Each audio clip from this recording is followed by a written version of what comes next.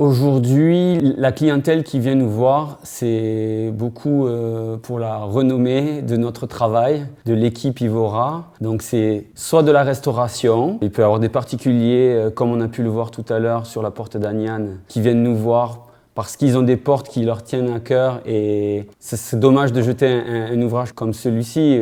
Ça peut encore vivre des centaines d'années. Il suffit juste de restaurer. Aujourd'hui, on jette facilement les choses alors qu'elles pourraient être sauvées. C'est juste la connaissance qui s'en va, mais on peut tout restaurer. Après, il ne faut pas que ça devienne de l'archéologie. Des fois, c'est bien de faire du neuf aussi sur copie d'anciens. Mais c'est le patrimoine qui est conservé en restaurant les vieilles portes là, 17e, 18e et même 19e aujourd'hui ont besoin un peu d'être restaurées déjà.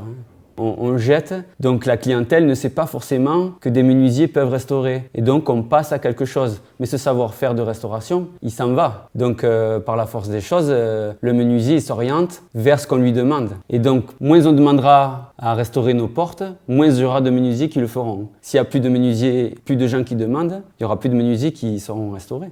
Pézenas, je le regarde différemment, mais ça a déjà bien été restauré. Je pense qu'il y a d'autres petites villes, d'autres communes qui demandent beaucoup. Clermont-Lérault, Lodève, Bédarieux, il y a des belles choses. Il y a des très belles choses qui manquent d'être restaurées. C'est dommage.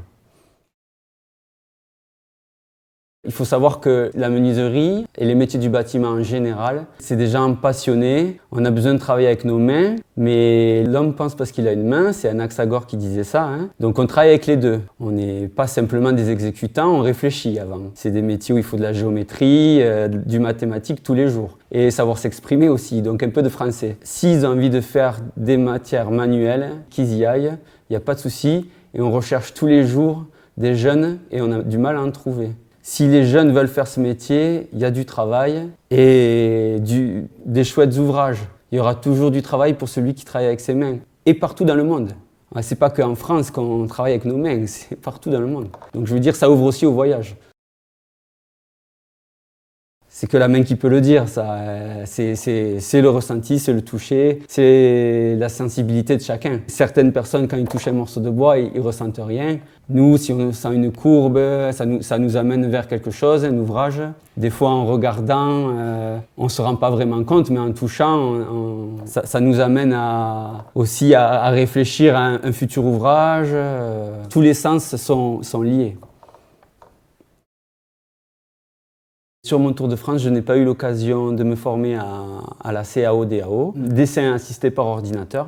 C'est quelque chose vers lequel je tends, mais pour l'instant, je dessine encore à la main. Les architectes des monuments historiques, ils font attention et c'est quelque chose qu'ils apprécient aussi, qu'on aille un peu plus dans le détail. Et personnellement, je trouve que, ça c'est un ressenti, que le dessin informatique n'a pas d'âme. Ça, c'est un ressenti personnel. Ce n'est pas le cas de tout le monde. Quand vous faites de l'agencement, pour moi, c'est un matériau qui n'a pas vraiment de chaleur, qui n'a pas d'âme, qui ne vit pas. Le massif, quand on le travaille à la main, on donne notre patte, voilà, comme le dessin. Je laisse une trace. Tous les jours, quoi que je touche, je laisse une trace. Quand on pose une porte, quand on restaure une porte, on laisse quelque chose. On fournit, il y a de la productivité. Aujourd'hui en France, on construit des bureaux, on ne construit pas des ateliers. C'est malheureux parce que la richesse du pays, c'est le patrimoine. C'est ce qu'on laisse, c'est ce qu'on bâtit. Donc bien sûr que je suis particulièrement fier de faire ce métier, oui, bien sûr.